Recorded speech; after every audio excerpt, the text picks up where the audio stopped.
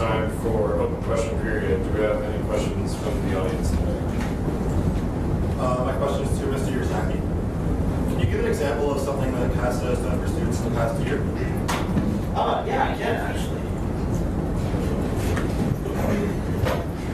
In the last, how long? Year. The last year. Okay. So in 2014, we got the principal vehicle exemption from CSLP assessment of borrow assets, and we also got multiple entry visas for international students. That's just in the last year. And in the past year, how much did BUSAC spend on CASA membership and other fees? Like for like conferences and traveling and everything like A that. rough estimate of the fees that BUSAC spent. Probably say between 45 and 50,000. Okay, thanks. Any other questions from? Yeah. Hello, Council. All these questions came through to me on my Ask page. Not a single one of them was invented by myself. May I proceed with the questions one after the other, or should I check? Yeah, one at a time. Okay. This question is for Mr. Rose. The question provided to me was, BUSAC supported Sling Ride, which flopped. Is the new car share any different? Alright, so the difference between Sling Ride and car share was Sling Ride was a student for students, so it was a peer-to-peer travel service where car share itself is a legal, well, it's not saying that Sling Ride was illegal, but it's a more responsible way for students to commute around the city and to get to certain other areas outside the city as well. So totally different idea. Sling Ride is basically just going A to B. With car share, you can travel anywhere which route or to different cities, different schools around Ontario, like Western, for example, and I believe Guelph have the car share program set up too. So if you have to go to Guelph for a weekend, you take a car share vehicle from Brock to Guelph. Then at that time, you take the car from Guelph, bring it back to Brock. So it's very much just a total line with a lot of universities in the area, which is very helpful for our students to especially our first years, which they can basically travel on their own time because the trains in the areas that we'll do know is quite difficult to get around at that time. So this makes it that much easier for students to get from A to B, go shopping, really free time.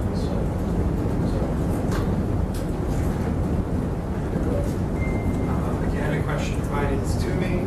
A question for Mr. Yen. What's the total size of the BUSAC Board of Directors budget? What is the total size of the BUSAC Board of Directors budget manages? I didn't catch the end of that. What is the size of the budget that the Board of Directors manages? The board directly manages, or Board of Directors. 1.8 million approximately.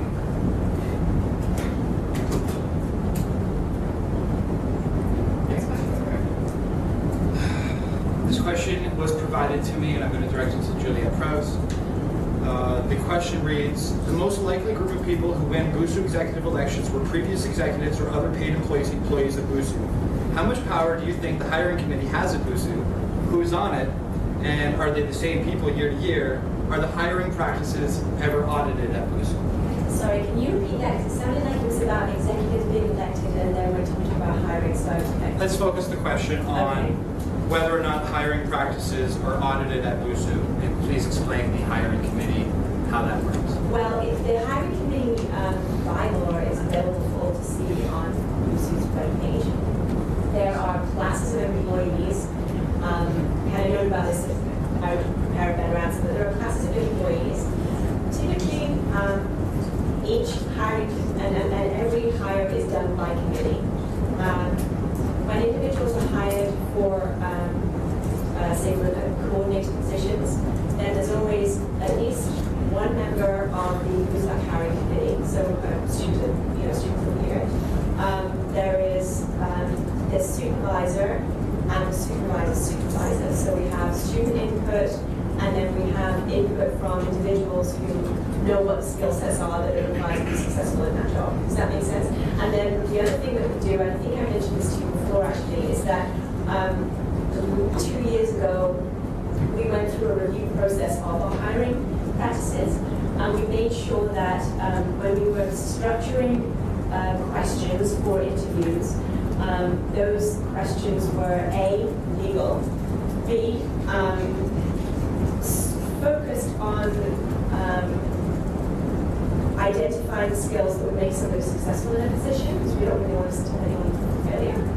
And B and C, were there was like a scale associated with them, so it was actually possible to attach a numeric value to the response that someone gives to that question, so that if anyone had a problem with the way that the interview went, we could go back and review, or the way that the decision went, we could go back and review what the how the decision came about.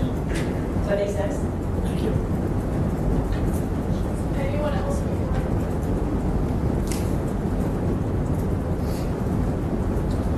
Another provided question. This question revolves around deferred maintenance.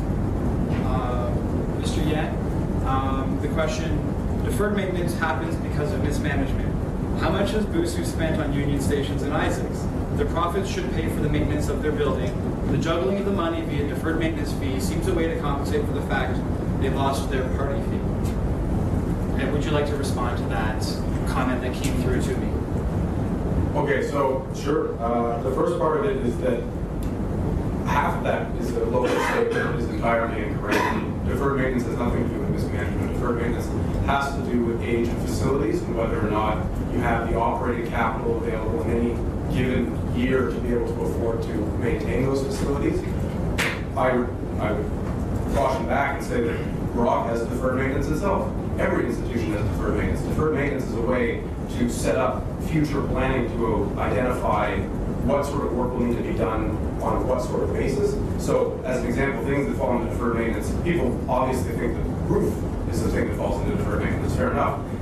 Replacement of laptops, laptop repairs, technology infrastructure, all of that is deferred maintenance. And all of those things are often costs that no one associates with operating an organization as large as ours, but they are ones that you face on an ongoing basis, ones that you face year over year. And so it is in no way to deal with the loss of the programming levy.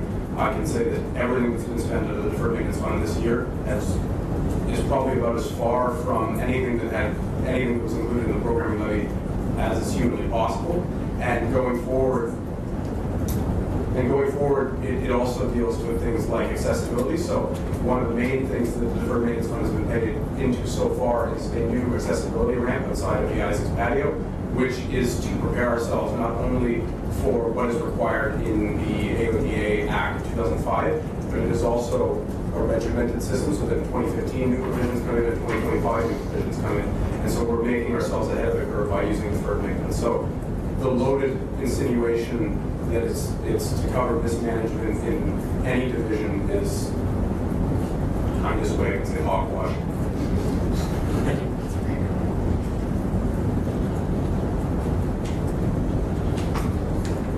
This question is for Mr. Ursaki.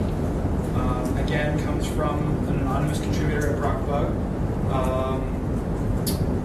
If USA and CASA had not been approved as a fee, which we know that USA was, is the work that the BPEA does legitimately representing students?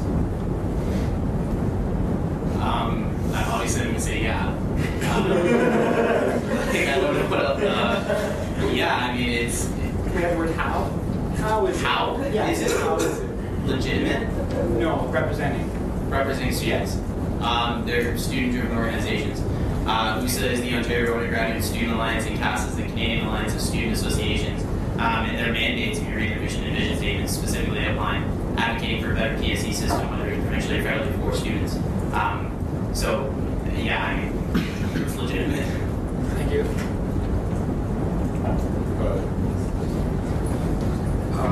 Goodness.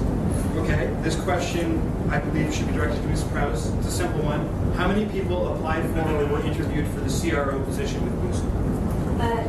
This year? This year, which Mr. Norman was. Actually, I think that's a better question to direct to Kaylee, because Kaylee sorted through the initial resumes. It was quite theory. Yeah, we had about 15 approximately applying for CRO, and we interviewed 5.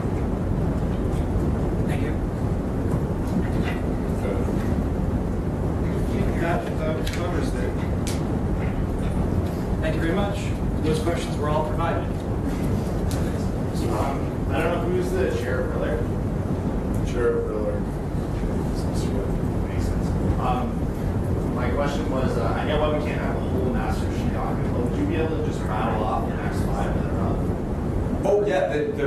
that can, Like, I get why we can't have the whole thing, but just the list. the list actually has supposed to have been going up on the BUSAC website since I can remember, but give me 2 seconds, I will load it up on my computer, because I can't. I'll just email it to you. Yeah, sure. Thank you.